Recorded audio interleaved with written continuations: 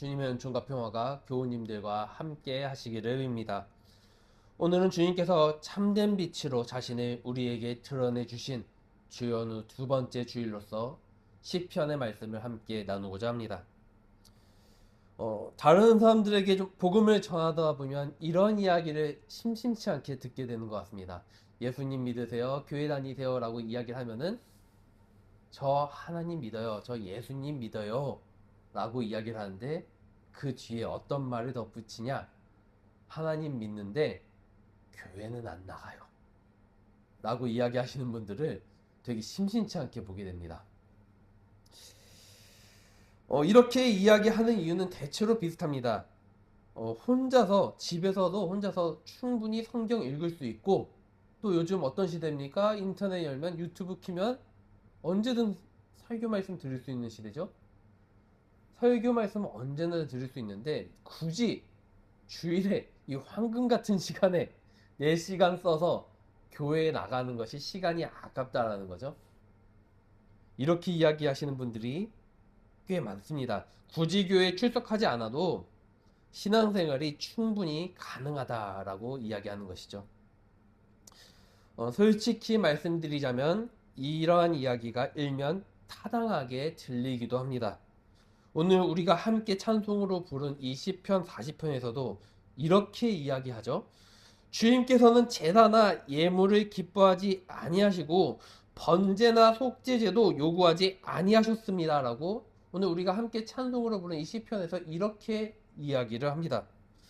제사도 예물도 번제도 속죄제도 하나님께서 기뻐하지 않으신다면 우리가 굳이 시간을 내서 교회에 와서 이렇게 형식적으로 예배를 드릴 필요가 있는 것일까요? 신앙생활이라는 것이 그토록 제도적이고 형식적인 것을 필수로 하지 않는다면 굳이 교회에 나올 필요가 없는 것이겠죠.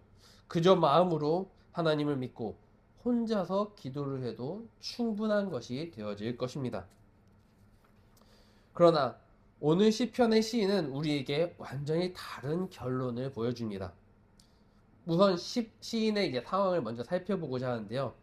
1절에 보면 이제 시인의 상황을 멸망의 웅덩이, 진흙수렁에 빠져 있다라고 이야기를 합니다.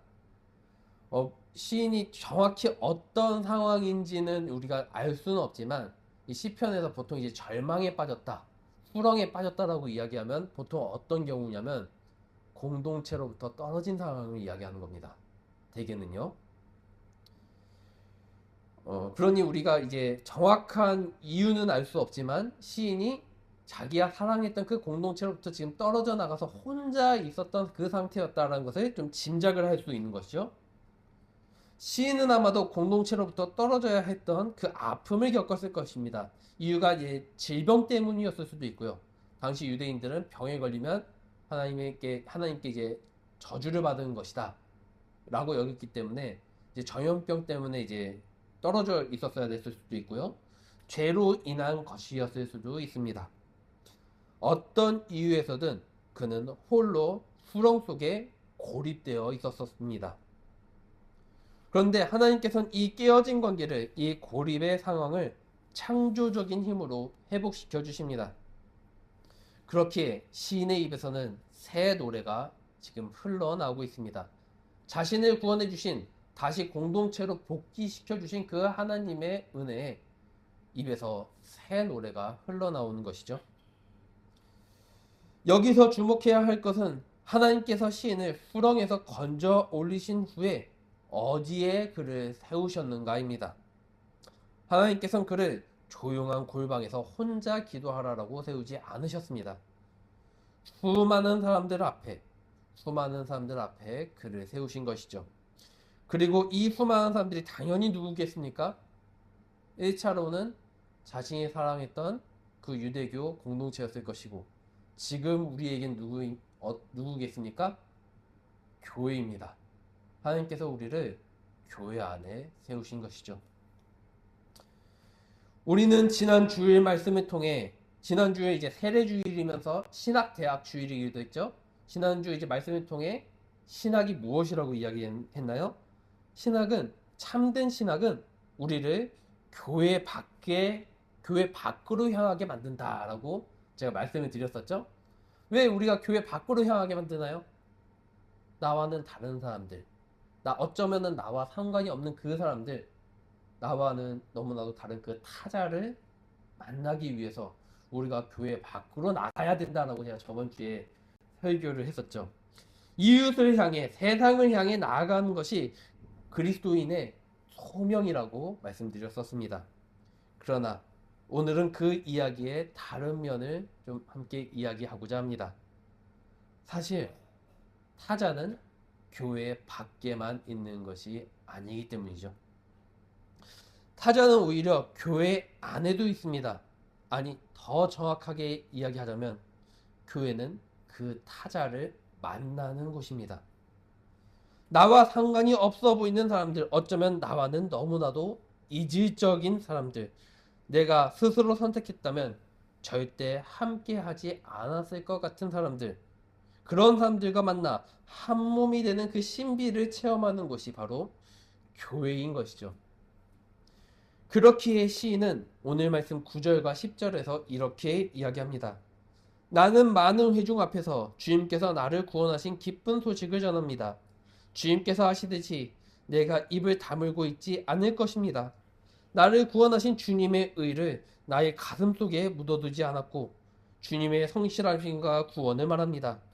주님의 한결같은 사랑과 그 미쁘심을 많은 회중 앞에서 감추지 않을 것입니다. 시인은 혼자 있을 때 이 고백을 한 것이 아닙니다. 많은 회중 앞에서 공동체 한가운데서 이 고백을 합니다. 공동체 안에 있으므로 그는 자신의 구원을 온전히 체험하게 되었습니다. 구렁에서 혼자 건져 올려진 것으로 끝나는 것이 아니라 공동체 안에서 그 구원을 선포할 때 비로소 그의 구원이 완성되어지는 것이죠. 우리는 때로 혼자서도 신앙생활이 가능하다라고 믿고 싶어 합니다. 실제로 그런 것도 아닌데도 그렇게 믿고 싶어 해요. 솔직히 말해서 이 교회에 나와서 사람들이랑 부딪히면 어떻습니까? 마음이 어려운 게 사실이죠. 사람들과 갈등이 생기고 상처를 받기도 하고 오해를 하기도 하고 때로는 누군가에게 실망을 하기도 합니다.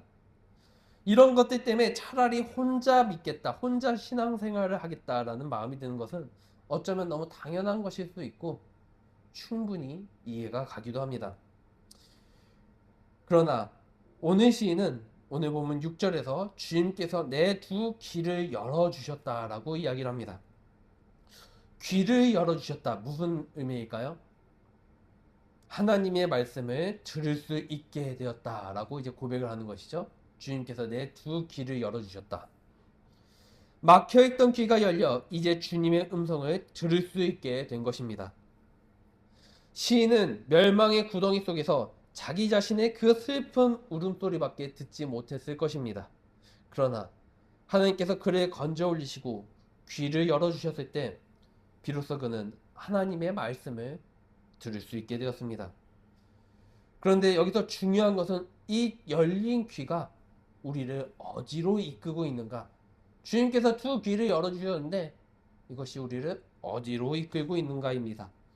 하나님께서 우리의 귀를 열어주신 목적은 단순히 말씀을 듣고 깨달아라 라고 이야기하기 위하심이 아닌 것이죠. 이것은 우리를 향한 하나님의 외부적인 소명, 즉 7절에서 말하는 두루마리 책에 나를 두고 기록한 것을 행하게 하기 위한 것입니다. 7절의 말씀입니다. 그때 나는 주님께 아뢰었습니다. 나에게 관하여 기록한 두루마리 책에 따라 내가 지금 왔습니다. 나의 하나님, 내가 주님의 뜻 행하기를 즐거워합니다. 주님의 법을 제 마음속에 간직하고 있습니다. 시인은 하나님께서 귀를 열어주셨을 때 그 자리에 가만히 머물러 있지 않았습니다. 그는 나에 관하여 기록한 두루마리 책에 따라 내가 지금 왔습니다라고 고백하며 하나님의 뜻을 행하기를 결단을 합니다. 그리고 이 결단은 바로 9절의 선포로 이어집니다. 나는 많은 회중 앞에서 주님께서 나를 구원하신 기쁜 소식을 전합니다 라면서 말이죠. 후렁에서 올려진 자의 자연스러운 응답이 무엇입니까? 혼자 감격하며 끝나는 것입니까? 아니죠. 그 구원의 감격은 공동체 안에서 증거하지 않고는 견딜 수 없는 것이어야 합니다. 주님께서 나를 구원해 주셨다는 그 감격을 어떻게 혼자 묵상하면서 끝낼 수 있겠습니까? 내가 사랑하는 그 공동체 안에서 그 증언이 끊이지 않아야 하는 것이겠죠. 열린 귀는 자연스럽게 열린 입으로 이어지고 그 입은 타자를 향해 나아갑니다.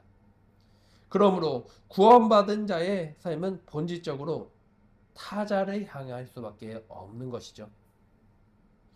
여기서 우리는 신약 성경 히브리서의 놀라운 재해석을 만나게 됩니다. 히브리서 10장 5절에서 오늘 말씀이 시편의 말씀을 좀 인용을 하고 있는데요. 히브리서 10장 5절의 말씀을 제가 낭독해 드리겠습니다. 그러므로 그리스도께서 세상에 오실 때 하나님께 이렇게 말씀하셨습니다. 주님은 제사나 예물을 원하지 않으셨습니다. 그래서 나에게 입히실 몸을 마련하셨습니다. 시편에서는 뭐라고 이야기했죠? 주님께서 내 두 귀를 열어주셨다 라고 이야기했는데 이 부분을 인용을 한 히브리서에서는 뭐라고 얘기하나요? 주님께서 나에게 입히실 몸을 마련하셨다라고 이야기를 하죠. 어떻게 된 거죠? 좀 히브리서 쓰신 분이 좀 받아쓰기를 잘못하신 걸까요? 아니면 좀 번역에 좀 실수가 있었던 걸까요? 둘 다 아닙니다. 히브리서가 이 시편을 보고 놀라운 성찰을 하며 그 성찰을 우리에게 보여주고 있는 것입니다. 우리가 이 두 귀로 듣고 이해하는 영성에서만 머물고자 할 때 그리스도께서는 우리에게 전혀 다른 길을 보여주신 것이죠. 그리스도께서는 저 높은 하늘 보좌에 앉아서 이것을 들으라 라고만 이야기하시는 그러한 분이 아니십니다. 그리스도께서는 우리라는 이 이질적인 타자를 위해 직접 몸을 입고 이 땅에 오셨기 때문입니다. 성육신 하신 것이죠. 몸이라는 것은 무엇입니까? 몸이라는 것은 그냥 나 혼자 독립적으로 살아가는 그런 것입니까? 몸은 반드시 있을 장소가 필요합니다. 몸은 반드시 마주해야 할 대상이 필요한 존재입니다. 그러니 몸은 관계 속에서만 살아가는 것이죠. 그리스도께서는 몸속 그 몸으로 우리에게 오셨습니다. 그리고 그 몸을 찢으심으로써 우리가 어떻게 타자를 위해 우리 자신을 내어주어야 하는지를 보여주셨습니다. 십자가에서 찢기신 그분의 몸은 우리를 위한 것입니다. 우리라는 낯선 타자, 하나님과 원수되었던 타자를 위해서 그리스도께서는 기꺼이 십자가에 매달리셨습니다. 그리스도께서 이러한 모습을 보이셨기 때문에 교회는 어떤 곳입니까? 교회는 나와 잘 맞는 사람들의 동호회입니까? 그런 사람들만 만나는 곳입니까? 그런 곳이 아니라 교회는 그리스도께서 그러하셨듯이 나를 불편하게 하는 그 타자를 위해 내 시간과 마음이라는 몸적 자원을 기꺼이 희생하는 것을 배우는 곳이 되어져야 하는 것이죠. 혼자 하는 신앙에는 희생이 필요가 없습니다. 그래서 편안할 수는 있습니다. 아무도 나를 불편하게 하지 않고 아무도 나의 시간을 빼앗지 않으며 아무도 나를 실망시키지도 않습니다. 하지만 오히려 그렇기 때문에 그곳에는 나를 위해 몸을 찢으신 그리스도의 성육신을 흔적조차 찾을 수가 없는 것입니다. 십자가의 신비가 혼자 하는 그 신앙에는 없는 것이죠. 우리가 나의 몸을 움직여 교회라는 공동체의 한복판으로 들어갈 때 비로소 우리의 영성은 내 머릿속을 벗어나 실제가 됩니다. 머릿속에만 있던 신앙이 나의 삶이 되는 것이죠. 귀로만 듣던 말씀이 몸으로 살아내는 순종이 되어지는 것입니다. 사랑하는 교우 여러분, 시인은 후렁의 고립을 깨고 나와